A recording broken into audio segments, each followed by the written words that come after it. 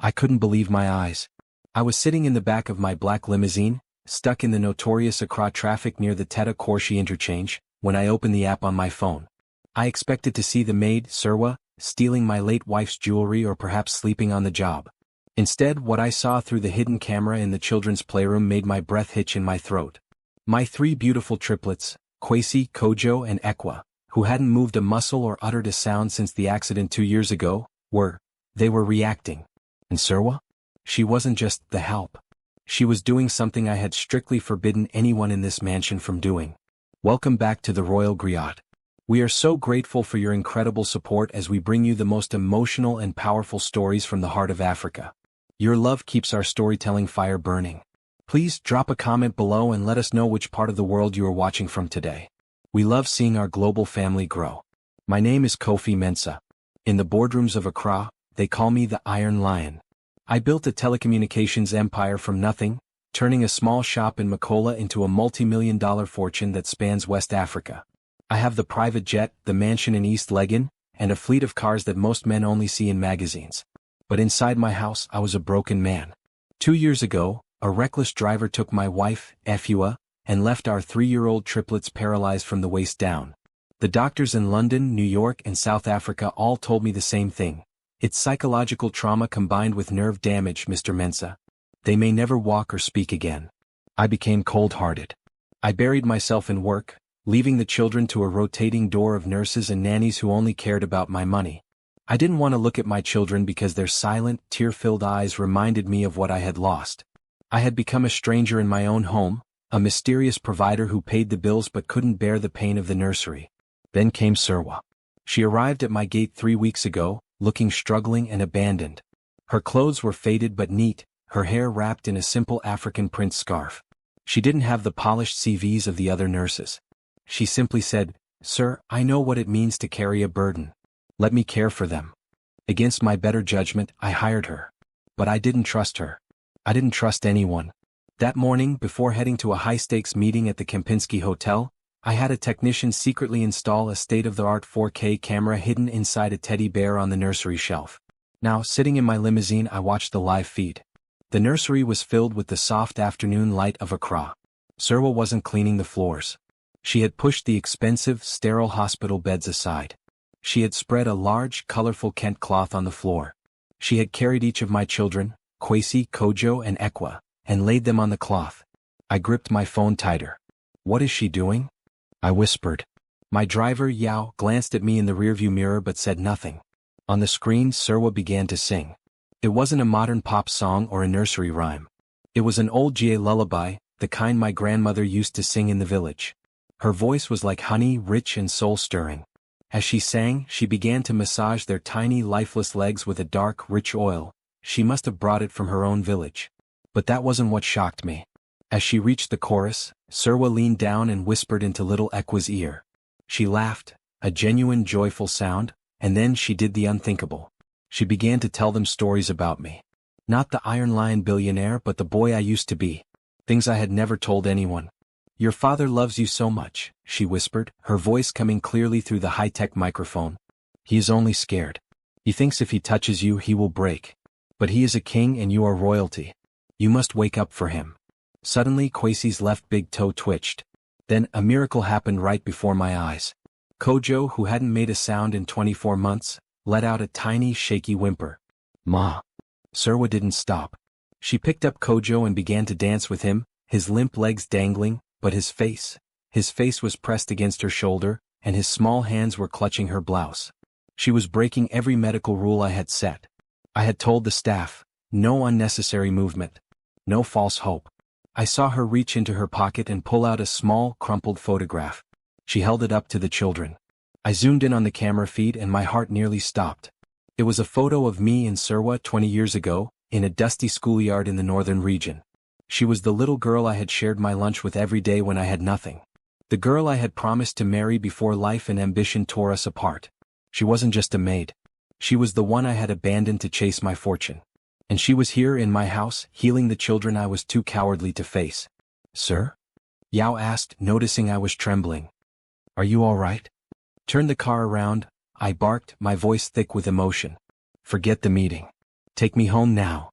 As the limo screeched into a U-turn, I watched the screen again. A woman appeared in the doorway of the nursery.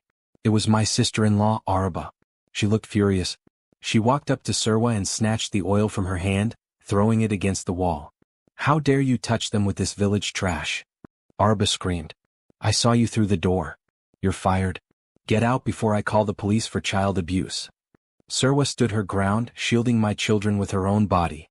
I'm not leaving them, Araba. I know what you've been doing when Kofi isn't looking. I know about the pills you give them to keep them quiet. My blood ran cold. Araba? My late wife's sister? On the screen, Araba raised her hand to strike Serwaa. Drive faster, Yao. I screamed, hitting the back of the seat.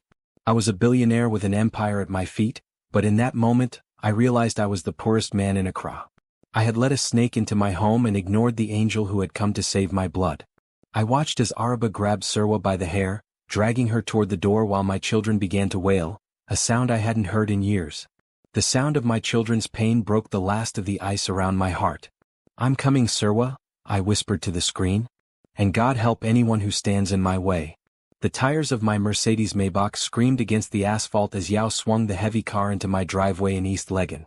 I didn't wait for him to open the door. I threw it open myself, my heart hammering against my ribs like a trapped bird. The sight of my sprawling mansion, usually a symbol of my pride and fortune, now felt like a gilded cage holding my children hostage. I burst through the front doors, my leather shoes echoing loudly on the Italian marble floors. The house was filled with a sound that chilled me to the bone, the hysterical screaming of my sister-in-law, Araba, and the terrified rhythmic wailing of my 3 children. I told you to get out. Araba's voice shrieked from the top of the grand staircase. I raced up the stairs 2 at a time, my lungs burning.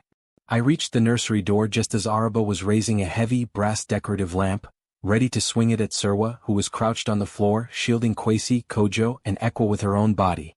Araba! Stop! I roared. My voice was the same one I used to silence entire boardrooms, a thunderous command that made the very air in the room vibrate. Araba froze, the lamp trembling in her hand. She turned to me, her face a mask of calculated panic. Within seconds, the rage vanished, replaced by a flood of crocodile tears. Kofi, thank God you're here. This woman. This village witch. I caught her performing rituals on the children. She was rubbing strange oils on them and shaking them. I think she's trying to kill them for your money. I stood in the doorway, my chest heaving. I looked at Serwaa. She was bruised, there was a red mark on her cheek where Araba must have struck her, but her eyes were calm. She didn't scream. She didn't beg. She simply looked at me with a gaze that reached back 20 years, to a time when I was just a boy with big dreams and she was the girl who believed in me. Is this true, Serwaa? I asked, my voice dangerously low. Kofi, don't even listen to her. Araba interjected, stepping toward me, her voice dripping with fake concern. I've already called the police. We need to get her out of this mansion before she does more damage. Look at the children. They're agitated because of her. I looked past Araba at my triplets. For the first time in 2 years, they weren't just staring blankly at the ceiling. Their eyes were wide, following the movement in the room. Kojo's small hand was still gripped tightly onto the fabric of Serwaa's dress. They weren't agitated because of Serwaa. They were terrified of losing her. I asked her a question. Araba, I said, stepping into the room. I walked straight past my sister-in-law and stood over Serwaa. What were you doing to my children? Serwaa stood up slowly, keeping her body between Araba and the triplets. I was giving them what medicine cannot buy, Kofi, she said softly, using my first name for the first time in my house. I was giving them hope. I was giving them their father's history. I was reminding them that they come from a line of warriors, not victims. She's lying. Araba screamed. She's a gold digger. She probably found out who you were and tracked you down to steal your fortune. I turned to Araba, and the coldness in my eyes made her flinch. It's interesting you mention my fortune, Araba, because I've been looking at the accounts lately. The specialist treatments you said the children were receiving, the ones that cost $50,000 a month? I called the clinic in Switzerland this morning while I was in the limo. They haven't seen my children in 6 months. Araba's face went pale, a sickly gray color under her expensive makeup. I can explain that. We switched to a more private, local treatment. With pills? I asked, stepping closer to her. The pills Serwaa mentioned? The ones you've been using to keep them sedated so they wouldn't cry while you spent my money at the boutiques in Accra Mall and the casinos in OSU? Kofi, how can you believe this made over your own family? Araba stammered, backing away. I am Efua's sister. I loved her. If you loved her, you wouldn't be poisoning her children. I shouted. I pulled my phone from my pocket and turned the screen toward her. The video was still playing, the recording of the last 10 minutes. I installed a camera, Araba. I saw everything. I saw Serwaa healing them and I saw you attacking her. I saw you trying to stop my son from speaking his first word in 2 years. The silence that followed was heavy, broken only by the soft sobbing of little Ekua. Araba looked at the phone, then at me, and the mask of the grieving sister-in-law finally shattered. Her face twisted into something ugly and hateful. So what if I did? She spat, her voice no longer sweet. You were never here. You were too busy building your empire, flying around in your private jet, playing the big millionaire. You left them with me. I sacrificed my life to stay in this house and look after these broken children. I deserved that money. I deserved a life of luxury for dealing with the mess your wife left behind. Get out, I said, my voice shaking with a mixture of rage and grief. You can't kick me out, she yelled. I have rights. I'm their legal guardian if something happens to you. Nothing is going to happen to me, I replied, but something is definitely happening to you. Yow. My driver appeared in the doorway, 2 of my security guards behind him. Escort Madame Araba to the gate, I commanded. She is permitted to take only the clothes she is wearing. Everything else in this house was bought with the money she stole from my children's medical fund. If she ever sets foot on this property again or contacts me, I will ensure the police see every receipt and every second of this footage. She will spend the next 20 years in Sawam prison. Araba began to scream and curse as the guards took her arms. She kicked and clawed, but they dragged her out of the nursery and down the hall. I heard her voice fading as they took her toward the back entrance, a disgraceful exit for a woman who had tried to destroy my family from the inside. When the house finally went quiet, I felt like the walls were closing in on me. The weight of my own negligence pressed down on my shoulders.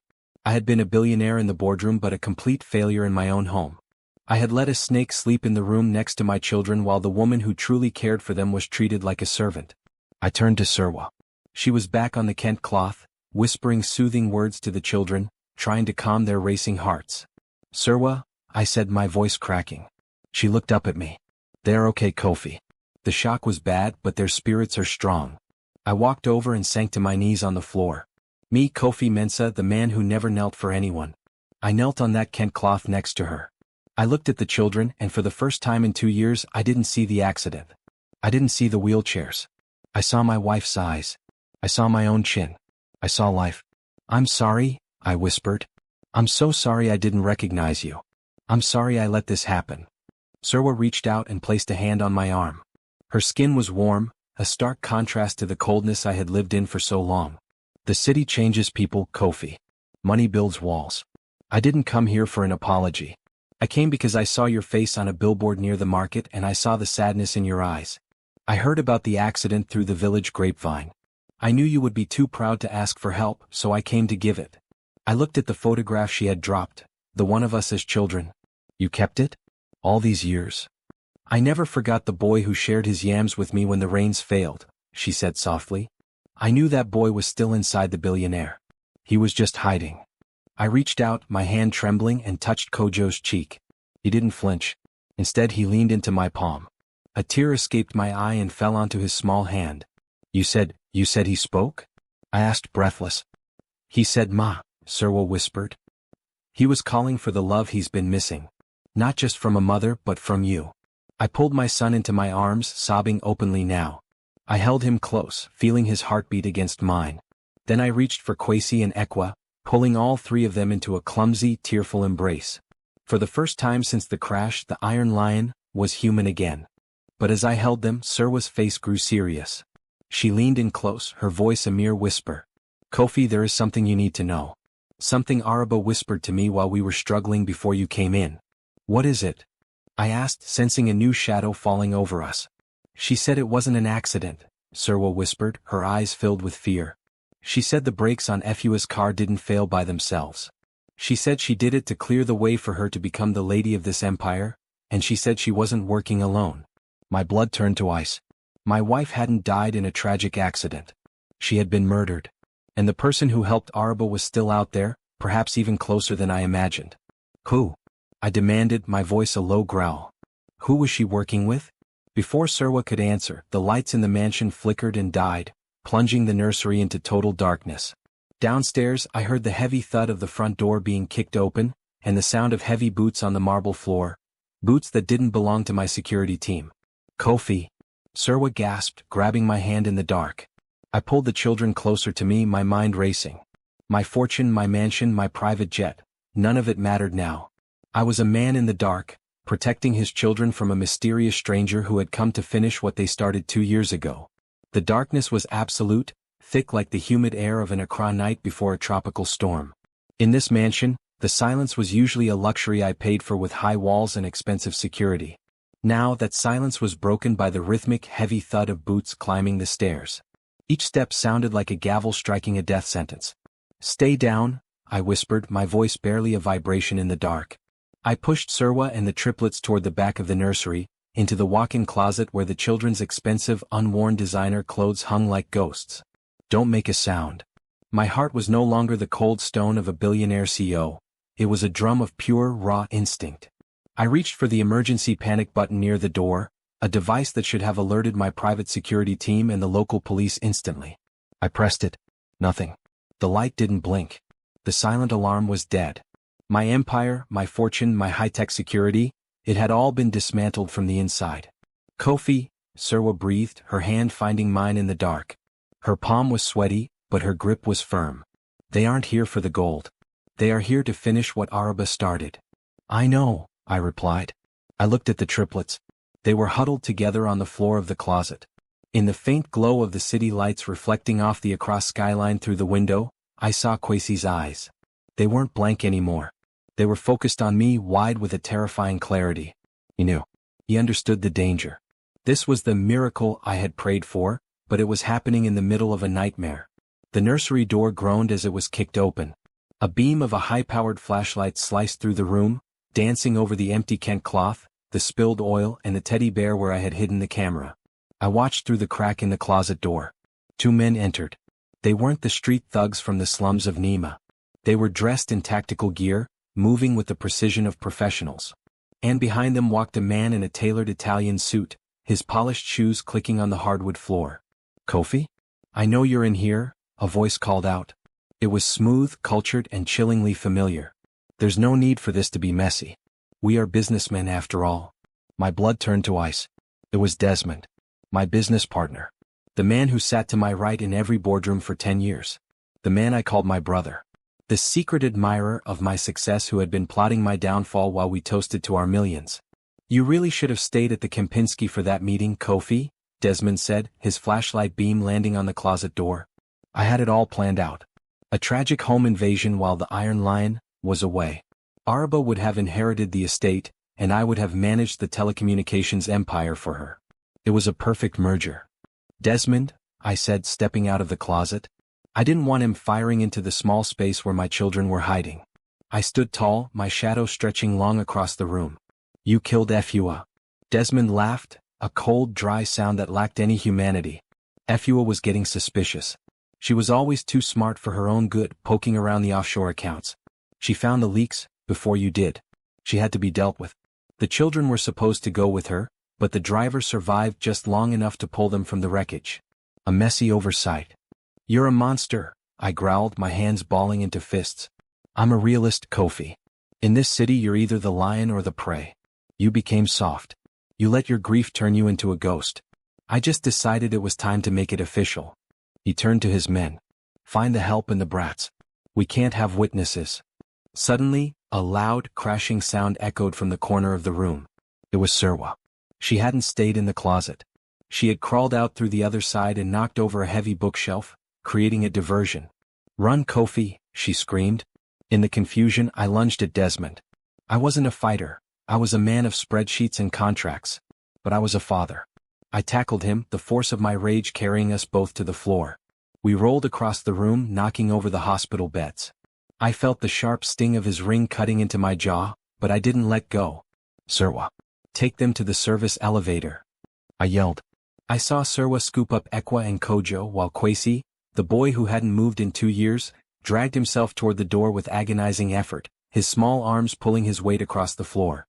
It was a sight of such pure resilience, that it gave me a burst of strength I didn't know I possessed. I shoved Desmond's head against the floor, but one of his hired men kicked me in the ribs. I gasped, the air leaving my lungs as I collapsed. Enough of this, Desmond spat, straightening his tie as he stood over me. Finish him. Then find the girl and the kids. Make it look like a fire. One of the men raised a silenced pistol. I closed my eyes, thinking of Ekua, thinking of this second chance I had almost had with my children. Bang. The sound wasn't the muffled thwip of a silencer. It was the heavy, echoing blast of a shotgun. I opened my eyes. The man with the pistol was on the floor, clutching a wounded leg. Standing in the doorway was Yao, my driver. He wasn't the quiet, humble chauffeur anymore. He was holding a short-barreled shotgun, his face set in a mask of grim determination. Behind him stood 3 of my oldest security guards, men I had retired years ago, men who lived in the village but whom Yao had called the moment he saw Araba being escorted out. Master Kofi, Yao said, his voice steady. The Iron Lion doesn't fight alone. The room erupted into chaos. My veteran guards moved in, their old-school loyalty proving far more powerful than Desmond's hired mercenaries. In the dark, the sounds of the struggle were punctuated by the flashes of gunfire and the grunts of men fighting for more than just money. Get out of here. Yao shouted to me. I'll handle this snake. I didn't need to be told twice. I scrambled to my feet, my ribs screaming in pain, and ran toward the hallway. I found Serwaa and the children near the service elevator. She had managed to get all 3 of them into the small lift. Kofi. You're bleeding, she cried, pulling me inside just as the doors slid shut. It doesn't matter, I panted, leaning against the metal wall as the elevator descended. We have to get out of the house. Desmond isn't the only one. If he's this deep in my company, his people will be everywhere. The elevator hissed to a stop in the basement garage. We emerged into the cool, damp air of the underground parking lot. My fleet of luxury cars sat there, shining under the dim emergency lights. The limo? Serwaa asked. No, they'll be watching the main gate, I said. I looked toward the back of the garage where an old, battered Land Rover sat covered in a thick layer of dust. It was the car I had bought when I first started my business, the one I couldn't bring myself to sell because it reminded me of where I came from. We take the old Lion. I fumbled for the keys in the hidden compartment I'd kept for years. The engine turned over with a rough, guttural roar, a sound of unity and destiny that felt more reliable than any modern computer. I helped Serwaa settle the triplets into the back seat, wrapping them in the Kent cloth she had managed to grab. They were silent now, their small faces pale in the shadows. Where are we going? Serwaa asked as I slammed the car into gear and sped toward the hidden service exit that led to the back streets of East Legon. Away from the Empire, I said, my eyes fixed on the road. Desmond owns the hotels, the police chiefs, and the boardrooms. But he doesn't know the back roads of the city. He doesn't know the people who remember the boy from the north. As we swerved onto the main road, the rain began to fall, a sudden violent Accra downpour that washed the dust from the windshield. I looked in the rearview mirror and saw the lights of my mansion fading into the distance. My fortune was gone, my house was a battlefield, and my life was in ruins. But as I looked at Serwaa, who was holding my children's hands and whispering prayers in Jie, I felt a strange sense of new beginning. I was a struggling man again, but for the first time in 2 years I wasn't alone. Serwaa, I said, my voice barely audible over the rain. Why did you come back for me? After all these years, after how I treated you. She looked at me, her eyes reflecting the passing streetlights. Because, Kofi, a king is still a king even when his crown is missing. And I never loved the crown. I loved the man. Suddenly, a pair of bright headlights appeared in the mirror, closing the distance at a terrifying speed. A black SUV swung out to ram us. Hold on. I screamed, gripping the steering wheel. The impact sent the Land Rover spinning toward the edge of the road, heading straight for the deep, concrete gutters that lined the highway. The world turned into a blur of gray rain and spinning asphalt. The impact of the black SUV sent the old Land Rover sliding sideways, the screech of metal on metal drowning out the roar of the storm. For a heartbeat, we were suspended over the edge of the deep, concrete drainage gutter, the kind that swallows cars whole during an Accra flood. Hold on. I roared, my muscles acting on a memory from a life I thought I had buried under layers of silk ties and boardroom meetings. Years ago, before the fortune, before the private jet, I had been a delivery driver in the chaotic streets of central Accra.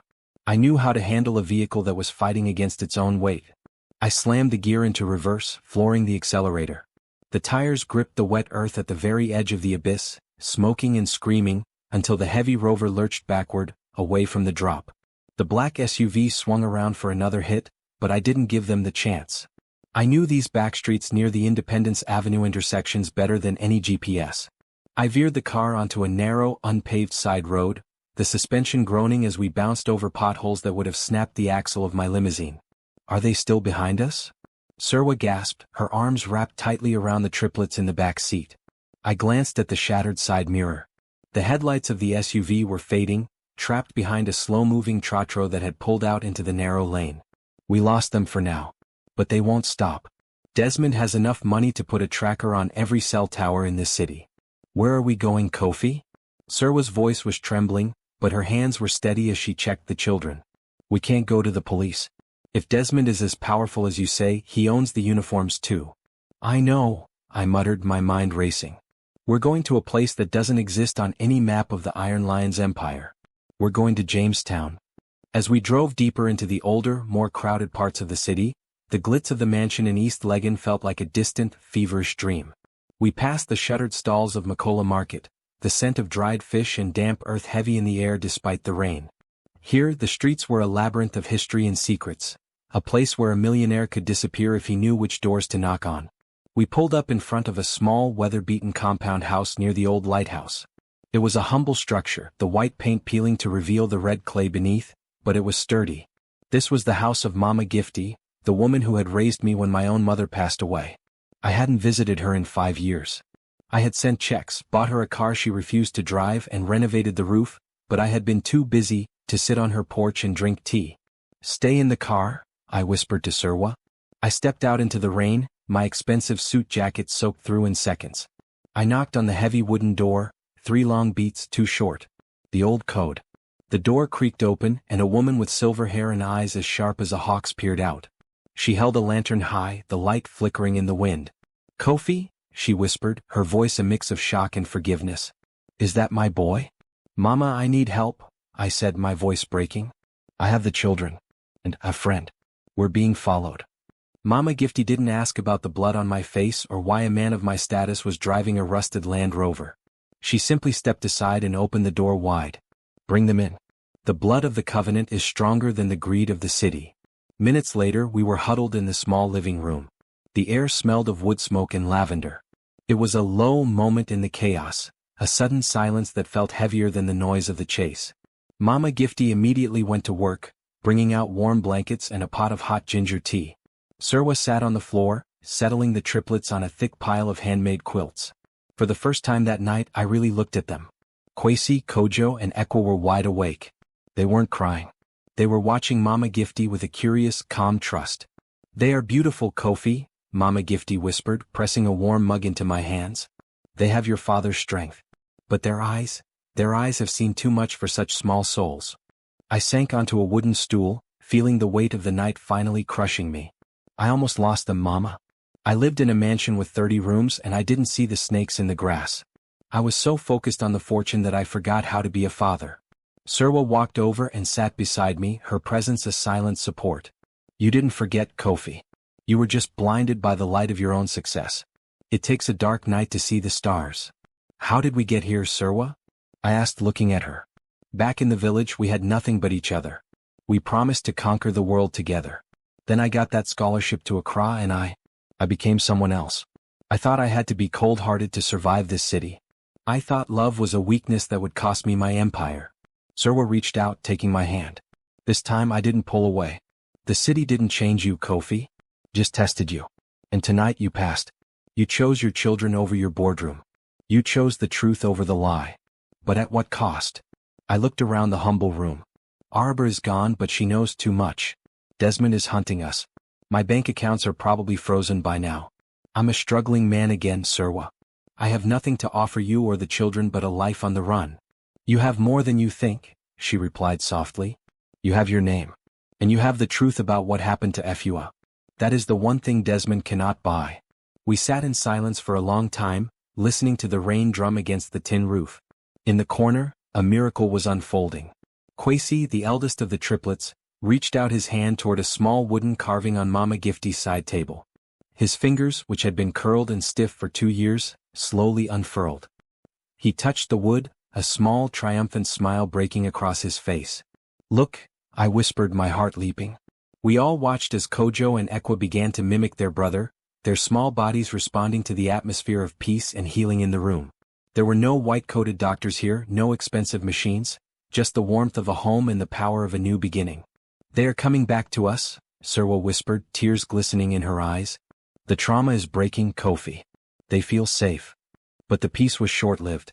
My phone, which I had tucked into my pocket, began to vibrate. It was a private number. My instinct was to throw it against the wall, but I knew I couldn't hide forever. I answered. "Kofi," Desmond's voice came through, smooth and devoid of any emotion. "I hope you're enjoying your little trip down memory lane. Jamestown is lovely this time of year, isn't it?"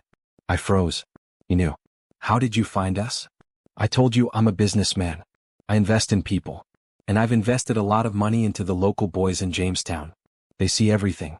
A dusty Land Rover carrying a millionaire and a maid? It's the talk of the neighborhood. If you touch anyone in this house, Desmond, I will burn your world to the ground," I growled. "You have nothing to burn it with, Kofi. By tomorrow morning, the news will report that you've had a mental breakdown. They'll say you kidnapped your own children and murdered your sister-in-law, Araba. I found her, by the way. She was trying to flee to Togo. She's no longer a problem. And soon you won't be either." The line went dead. I looked at Mama Gifty, then at Serwaa and the children. The high of our escape had plummeted into the low of a new, more dangerous reality. We were trapped. Desmond wasn't just coming for my life. He was stealing my reputation, my trust restored with the public, and my future. "He's coming," I said, standing up. "He's coming here, and he's framing me for Araba's murder." Mama Gifty stood up, her jaw set in a firm line. She walked to the back of the house and pulled up a loose floorboard, revealing an old, heavy iron key. "There is a tunnel, Kofi. It leads from the cellar of this house directly to the old fishing harbor. It was used in the old days before independence. It's dark and it's narrow, but it's a way out." "I can't leave you here, Mama," I said. "I am an old woman, Kofi. Desmond won't waste a bullet on me. But those children, they are the future of the Mensah name. You take them. You take Serwaa. Go to the harbor. Find a fisherman named Kojo. Tell him the Lion of the North has returned." We didn't have time for a long goodbye. I gathered the triplets, wrapping them in the quilts, while Serwaa packed a small bag of water and bread Mama Gifty provided. We descended into the damp, dark cellar. The tunnel was cramped, smelling of salt and ancient stone. I carried Kojo and Ekua, while Serwaa helped Kwesi, who was stubbornly trying to use his legs, his resilience shining even in the dark. We crawled for what felt like miles, the sound of the ocean growing louder with every step. Finally, we emerged into the cool night air of the harbor. The rain had slowed to a drizzle. The smell of the sea was overwhelming, a scent of unity and destiny. A small fishing boat, painted in bright blues and yellows, sat bobbing in the water. An old man with skin like wrinkled leather was mending a net by the light of a small lantern. "Kojo?" I asked, stepping out of the shadows. The old man looked up, his eyes widening. "Kofi Mensah? Is that you? I need a ride, Joe. To the island. To the place where the big ships don't go." "It's a dangerous night for the sea, Kofi," Kojo said, looking at the dark horizon. "It's more dangerous on land," I replied. We boarded the small boat, the engine coughing to life with a puff of blue smoke. As we pulled away from the shore, I looked back at the lights of Accra. Somewhere in that city, Desmond was celebrating his victory, thinking he had won. He thought I was a betrayed man with no cards left to play. But as the boat hit the first big wave, I felt a surge of adrenaline. I wasn't the Iron Lion of the boardroom anymore.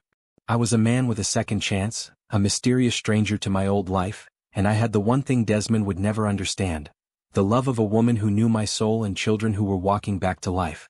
"We aren't just hiding, are we?" Serwaa asked, sitting beside me as the spray of the ocean hit our faces. "No," I said, my voice as hard as flint. "We're going to get the evidence. Desmond thinks he's the only one with offshore accounts. He forgot that I built the system he's using. I kept a secret backdoor for an emergency. And this is the biggest emergency of my life." Suddenly, a bright searchlight cut through the darkness from the direction of the main port. A high-speed police boat was racing toward us, its siren wailing over the sound of the waves. "Stop the boat," a voice boomed over a megaphone. This is the Ghana Navy. Stop the boat or we will open fire. Kojo looked at me, his hand trembling on the tiller. Kofi, what do we do? I looked at the triplets, then at Serwaa. We were seconds away from being captured or killed. The destiny of my family hung in the balance. Turn off the lights, Joe, I commanded, and head for the surf. They won't follow us into the rocks. That's suicide, Joe yelled. It's our only choice, I said. Trust me. As the boat veered toward the jagged rocks of the coastline, the searchlight swept over us, and the first shot rang out, hitting the water just feet away from our hull. The roar of the engine was deafening, a desperate mechanical scream that mirrored the terror in my chest. Behind us, the Navy boat's searchlight was a blinding eye, cutting through the spray and the dark, looking to extinguish the last of the Mensah bloodline. Joe now! I yelled over the wind. Kojo gripped the tiller, his knuckles white. With a sharp tug, he veered the small fishing boat toward the Devil's Teeth, a jagged line of volcanic rocks that rose from the water like the spines of an ancient sea monster. No large vessel would dare come this close. The current was a washing machine of salt and foam that could rip a fiberglass hull to shreds. Brace yourselves, Serwaa cried, pulling the triplets into the footwell of the boat, covering them with her own body. We hit the surf. The boat bucked like a wild stallion. A massive wave crashed over the side, drenching us in freezing Atlantic water. I gripped the gunwale, my fingers numbing as we skimmed past a rock so closely I could have reached out and touched the barnacles. The Navy boat slowed, its lights sweeping the area frantically, but they didn't follow. They didn't have the destiny, or the desperation that we did. We slipped through a narrow gap in the reef, the water suddenly becoming eerily calm as we entered a hidden lagoon. Behind us, the sirens of the authorities faded into the sound of the rain. We were safe for now. I didn't think we'd make it, Kojo wheezed, wiping the salt from his eyes. In all my years, I've never seen a millionaire move that fast toward a graveyard. I'm not a millionaire tonight, Joe, I said, my voice shaking as the adrenaline began to ebb. I'm just a father. We pulled the boat onto a strip of black sand. This was a secluded stretch of the coast, far from the bustling ports and the gleaming skyscrapers of the Accra skyline. Here the only law was the tide. I helped Serwaa carry the triplets onto the dry sand under a cluster of palm trees. We were exhausted, soaked to the bone, and struggling to find our breath. But then, in the dim light of the moon breaking through the clouds, I saw it. Kwesi wasn't just sitting up. He was pushing himself against the trunk of a tree. His legs, which had been as limp as wet cloth for 2 years, were trembling with effort. With a grunt of pure resilience, he hoisted himself up. For 3 glorious, heart-stopping seconds, my son stood on his own 2 feet. Kofi. Look, Serwaa whispered, her hand over her mouth. It was a miracle. The trauma, the cold-hearted isolation of the mansion, and the sedatives Araba had used were all being washed away by the raw necessity of survival. Kojo and Ekua were watching their brother, their eyes bright with a new, fierce intelligence. This was the healing I had never been able to buy with all my fortune.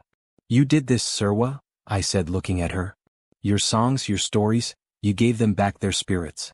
We did it together, Kofi, she replied. Love is the only medicine that doesn't come in a bottle. But my joy was short-lived. I looked back toward the city, where the faint glow of the streetlights marked the boundaries of my lost empire. Desmond was there. He was sitting in my boardroom, drinking my whiskey and telling the world I was a murderer. I reached into the waterproof bag I had taken from the Land Rover. Inside was my secret weapon. Not a gun, but a small, high-encryption satellite tablet I used for emergency trades when I was on my private jet. It had its own independent connection, one that bypassed the local servers Desmond controlled. What are you doing? Serwaa asked as I powered it on. The blue light cast a ghostly glow over the sand. Desmond thinks he's erased me, I said, my fingers flying over the virtual keyboard. He thinks because he's frozen my public accounts, I'm powerless. But when I built this company, I knew that in the world of big business, you are always one betrayed partner away from ruin. I created a shadow account, a digital ghost that holds 20% of the company's liquid assets. Is it enough to stop him? It's enough to buy the truth, I replied. I logged into the backdoor of the company's main server. My heart hammered as I saw the betrayal laid bare in the logs. Desmond had been transferring millions to offshore accounts in the Cayman Islands for months. But there was something else. A folder labeled Project Phoenix. I opened it and my breath hitched. It wasn't just financial records. It was a series of encrypted emails between Desmond and a contact in the Ministry of Transport. They had discussed the removal of Efua's car. There was even a wire transfer receipt to a mechanic in the northern region, the man who had cut the brake lines. I have it, I whispered, my voice thick with rage. I have the proof that he murdered my wife. Then we go to the police. Serwaa said. No, not yet. The police chief is Desmond's golfing partner. If I send this now, it will disappear into a shredder before I can blink. I need a bigger stage. I need to strike where it hurts him most. Suddenly the tablet chirped. A red dot appeared on the map. A tracker. No. I gasped. What is it? Serwaa asked. The tablet? It's encrypted, but the moment I logged into the main server, it triggered a silent alarm. Desmond knows exactly where we are. He's been waiting for me to try and access the shadow account. From the direction of the sea, the low thrumming sound of a helicopter began to vibrate in the air. A powerful searchlight swung over the lagoon, turning the black sand into a stage. Kofi Mensah, a voice boomed from the sky, distorted by a megaphone. There is nowhere left to run. Give us the children and the girl, and perhaps we can negotiate your surrender. It was Desmond. He wasn't waiting for the morning. He had come to finish the job himself. Get them to the cave. I shouted to Serwaa, pointing to a small opening in the cliffside behind us. Kojo, help her. What about you? Serwaa grabbed my arm. Kofi, you can't face them alone. I'm not facing them alone, I said, looking at the tablet. I'm inviting the whole world to watch. I hit a button on the screen. Live stream to all global satellite channels. In the boardroom, I was a master of marketing. I knew how to make things go viral. I had just linked the Project Phoenix files to every major news outlet in West Africa and the international press, using my company's own emergency broadcast system. The helicopter hovered low, the wind from its rotors kicking up a blinding storm of sand. Two men in tactical gear began to rappelling down. Desmond was in the door of the chopper, his face twisted in a mask of cold-hearted triumph. It's over, Kofi, he yelled. Give me the tablet and I'll let the girl live. I stood my ground on the shore, the waves lapping at my feet. I held the tablet high, the screen glowing with the evidence of his crimes. The world is watching, Desmond. Check your phone. Every news station from London to Johannesburg just received your Project Phoenix files. You're not a CEO anymore, you're a dead man walking. Desmond's expression shifted from triumph to pure, unadulterated panic. He pulled a cell phone from his pocket, his hand trembling. As he looked at the screen, I knew I had won the digital war. But the physical war was just beginning. The two men who had reached the sand weren't looking at their phones. They were professionals and their orders were to kill. They raised their rifles, the red laser dots dancing across my chest. Kofi! Serwaa's scream echoed from the cave. I braced myself for the end. I had saved my children's future, I had cleared my wife's name, and I had found my way back to the woman I loved. If this was where the Iron Lion fell, at least I would die as a man of honor. Crack boom. A sudden, deafening explosion rocked the lagoon. It wasn't a gunshot. It was a massive, brilliant firework, the kind used for celebrations at the Independence Square. It streaked across the sky, momentarily blinding the gunman and the helicopter pilot. From the dark corners of the lagoon, dozens of small fishing boats, just like Kojo's, emerged from the shadows. They were filled with the people of Jamestown, the abandoned and struggling citizens I had forgotten, but whom Mama Gifty had called to action. They were armed with nothing but flares, harpoons, and the fierce unity of a community that protected its own. Leave our brother alone, a voice roared from one of the boats. The gunman hesitated, surrounded by a fleet of angry fishermen. The helicopter pilot, panicked by the flares and the encroaching boats, began to pull up, the machine swaying dangerously. Desmond. Don't leave us, one of the gunmen screamed. But Desmond was a coward. Seeing the tide turn, he forced the pilot to flee, the helicopter veering away into the dark clouds. The two gunmen on the beach, realizing they had been abandoned by their boss, dropped their weapons as the fishermen swarmed onto the sand. I fell to my knees, the strength finally leaving my body. Kojo ran over to me, helping me up. I told you, Kofi. The Lion of the North doesn't fight alone. Serwaa ran from the cave, the triplets following her, not crawling but Kwesi and Kojo assisting each other, their trust restored in their own bodies. She threw her arms around me, her tears warm against my neck. We're alive, she sobbed. We're actually alive. It's not over yet, I said, looking at the retreating lights of the helicopter. Desmond is headed for the airport. He has a private jet waiting. If he leaves the country, we'll never get him back. Then we don't let him leave, Serwaa said, her eyes flashing with a strength that matched my own. I looked at the tablet. The new beginning was so close I could taste it. But I had one more move to make. One final confrontation to ensure love wins and justice is served. "Joe," I said, turning to the old fisherman. "How fast can this boat get to the private hangar docks?" The salt spray stung my eyes, but I didn't blink. I stood at the bow of Kojo's fishing boat as it cut through the dark waters toward a private jetty near the edge of the airport perimeter. Behind us, the fleet of small boats from Jamestown followed like a floating village, their lanterns flickering like stars that had fallen into the Gulf of Guinea. "The wind is changing," Serwaa whispered, standing beside me. She had wrapped the triplets in the Kent cloth, and they were huddled together, safe and warm in the center of the boat. "The dawn is coming, Kofi. Can you feel it?" I could. The air in Accra was shifting from the heavy, humid heat of the night to the crisp, expectant chill of the morning. For the first time in 2 years, the weight on my chest wasn't the burden of my fortune or the coldness of my empire. It was the weight of responsibility, the good kind. The kind that makes a man want to live forever just to see his children smile. "There it is," Kojo pointed with a weathered finger. In the distance, the lights of the private hangar glowed against the pre-dawn sky. My private jet, a sleek Gulfstream I had once viewed as a symbol of my absolute power, sat idling on the tarmac. Its engines were whining, a high-pitched sound that signaled an imminent departure. Desmond was on that plane. He was trying to fly away from the wreckage of the lives he had destroyed. "He's not going anywhere," I said, my voice like iron. I picked up the satellite tablet one last time. I didn't just have the Project Phoenix files, I had the override codes for the hangar's security gates. With a few taps, I locked the perimeter. The heavy steel gates hissed shut, and the runway lights flickered and died. We pulled into the jetty, and I leaped onto the dock before the boat had even come to a full stop. I didn't look like a millionaire anymore. My Italian suit was torn and stained with salt, my shoes were gone, and my face was bruised. But as I sprinted toward the hangar, I felt more powerful than I ever had in a boardroom.